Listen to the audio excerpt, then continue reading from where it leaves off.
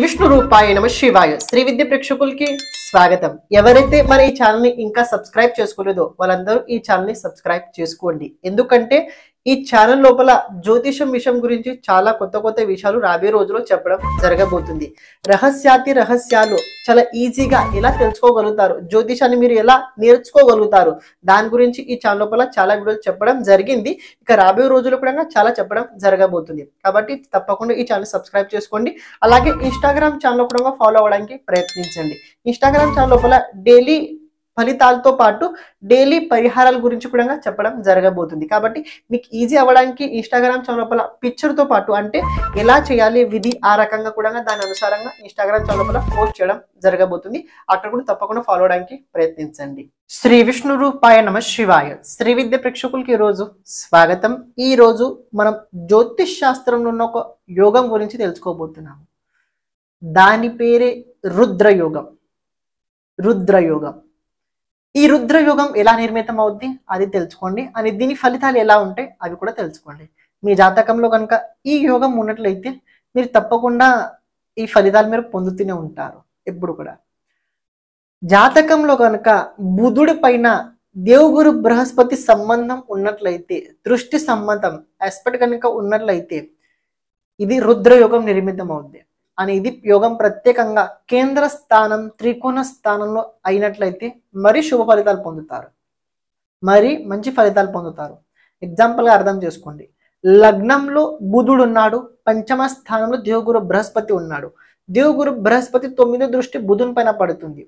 దీని రుద్రయోగం అంటారు. బుధుడు పంచమ స్థానంలో ఉన్నాడు, గురువు 9వ స్థానంలో ఉన్నాడు, అది కూడా రుద్రయోగం అవుద్ది. ఒక రకంగా చెప్పాలంటే దేవుగురు బృహస్పతి బుధుడి సంబంధం దృష్టి సంబంధం కావచ్చు ఉన్నట్లయితే జాతకం లోపల దీన్ని రుద్రయోగం అంటారు. ఈ రుద్రయోగం ఉన్నవారు ఎలా ఉంటారు? గురువు జ్ఞానకారకుడు, బుధుడు బుద్ధి కారకుడు.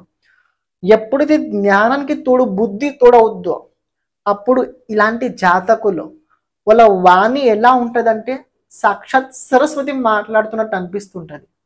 సాక్షాత్ సరస్వతి అమ్మవారు మాట్లాడుతున్నట్టు అనిపిస్తుంటది. అని ఇలాంటి జాతకులే బహుప్రజ్ఞాశాలి ఉంటారు. బహుప్రజ్ఞాశాలి అంటే ప్రతి విషయం పట్ల వాళ్ళకి నాలెడ్జ్ ఉంటుంది. మీరు వాళ్ళని ఏ ప్రశ్న కూడా అడగండి, వాళ్ళు మీకు దానికి వాళ్ళకి తెలుసో తెలియకపోయినా వేరే విషయం వాళ్ళు మీకు ఆన్సర్ ఇస్తారు. రెండోది, వీళ్ళతోటి మీరు ఎప్పుడు పోటీకి అస్సలు వెళ్ళకూడదు, మాటల పోటీకి అస్సలు వెళ్ళకూడదు. ఎందుకంటే వీళ్ళ మాటలు చాలా బలంగా ఉంటాయి. తర్కశక్తి, తర్కశాస్త్రాల లోపల వీళ్ళకంటూ ముందు ఎవరు ఉండరు. ఎవరైతే ఇప్పుడు తర్కశాస్త్రంలో చాలా పెద్ద పండితులు ఉన్నారు వాళ్ళ జాతకంలో ఈ సంయోగం ఉంటుంది. బుధుడు అదే రకంగా దేవగురు బృహస్పతి, లేకపోతే దేవగురు బృహస్పతి నక్షత్రంలో బుధుడు ఉన్నా కూడా ఈ యోగం అవుతుంది. మూడోది, వీళ్ళు ఏదైనా చెప్పినట్లయితే ఏదైనా చేయాలని ప్రయత్నించినట్లయితే తప్పకుండా చేస్తారు. ఒక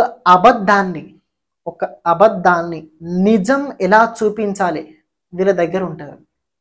అది యాక్చువల్లీ అబద్ధమే అది, కానీ దాన్ని మనకు కూడా అర్థం అవుతుంది ఇది అబద్ధం ఎలా అని. అంత నిజం చేస్తారు. మీరు చాలా మంది అడ్వకేట్ని చూసి ఉంటారు. అడ్వకేట్స్ లోపల ఇలాంటి చాలా జరుగుతూ ఉంటుంటాయి. మీకు అందరికి తెలిసిన విషయం అది. వాళ్ళ జాతకంలో ఇలాంటి యోగం ఉండాలని అవుద్ది.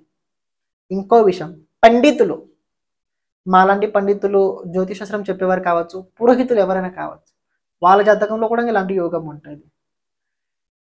యాక్చువల్లీ జరుగుద్ది ఏంటంటే బుధుడు బుద్ధికారకుడు, వాణికారకుడు, గురు జ్ఞానకారకుడు.